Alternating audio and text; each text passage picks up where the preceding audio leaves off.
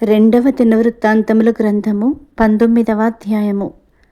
యూదారాజైన యెహోషాపాతు ఏ అపాయమును చెందకుండా యెరూషలేమునందుండు తన నగరునకు తిరిగి రాగా, దీర్ఘదర్శి హనానీ కుమారుడునగు యెహూ అతనిని ఎదుర్కొనబోయి రాజైన యెహోషాపాతుకు ఈలాగు ప్రకటన చేసెను. నీవు భక్తిహీనులకు సహాయము చేసి యెహోవా శత్రువులకు స్నేహితుడవైతివి గదా.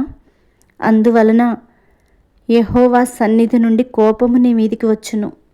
అయితే దేశములో నుండి నీవు దేవతా స్తంభములను తీసివేసి దేవుని యొద్ద విచారణ చేయుటకు నీవు మనస్సు నిలుపుకొని ఉన్నావు.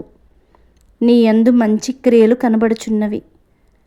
యెహోషాపాతు యెరూషలేములో నివాసము చేయుచు బెయేర్షెబా నుండి ఎఫ్రాయిము మన్యము వరకు జనుల మధ్యను సంచరించుచు వారి పితరుల దేవుడైన యెహోవా వైపునకు వారిని మళ్లించెను.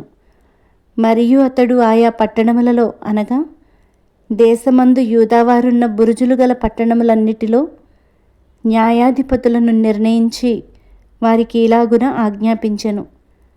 మీరు యెహోవా నియమమును బట్టియే గాని మనుషుల నియమమును బట్టి తీర్పు తీర్చవలసిన వారు కారు.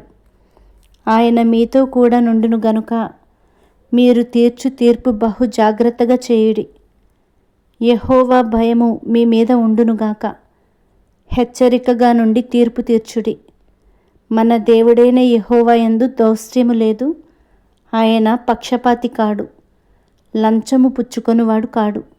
మరియు తాను యెరూషలేమునకు వచ్చినప్పుడు యెహోవా నిర్ణయించిన న్యాయమును జరిగించుటకును సందేహాంశములను పరిష్కరించుటకును యెహోషాపాతు లేవీయులలోనూ యాజకులలోనూ ఇశ్రాయేలీయుల పితరుల ఇండ్ల పెద్దలలోనూ కొందరిని నియమించి వారికి ఇలాగున ఆజ్ఞాపించెను.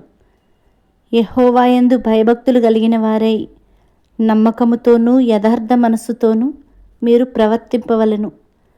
నరహత్యను గూర్చియు ధర్మశాస్త్రమును గూర్చియు ధర్మమును గూర్చియు కట్టడలను గూర్చియు న్యాయ విధులను గూర్చియు ఆయా పట్టణములలో నివసించు మీ సహోదరులు తెచ్చు ఏ సంగతినే గాని మీరు విమర్శించునప్పుడు మీ మీదికిని మీ సహోదరుల మీదికిని కోపము రాకుండునట్లు వారు యెహోవా దృష్టికి ఏ అపరాధమును చేయకుండా వారిని హెచ్చరిక చేయవలెను. మీరలాగు చేసిన ఎడల అపరాధులు కాకయుందురు. మరియు ప్రధాన యాజకుడైన అమర్యా యెహోవాకు చెందు సకల విషయములను కనిపెట్టుటకు మీ మీద ఉన్నాడు. యూదా సంతతి వారికి అధిపతియు ఇష్మాయేలు కుమారుడునగు జెబద్యా రాజు సంగతుల విషయములో పైవాడుగా ఉన్నాడు. లేవీయులు మీకు పరిచారకులుగా ఉన్నారు. ధైర్యము వహించుడి. మేలు చేయుటకై యెహోవా మీతో కూడా ఉండును.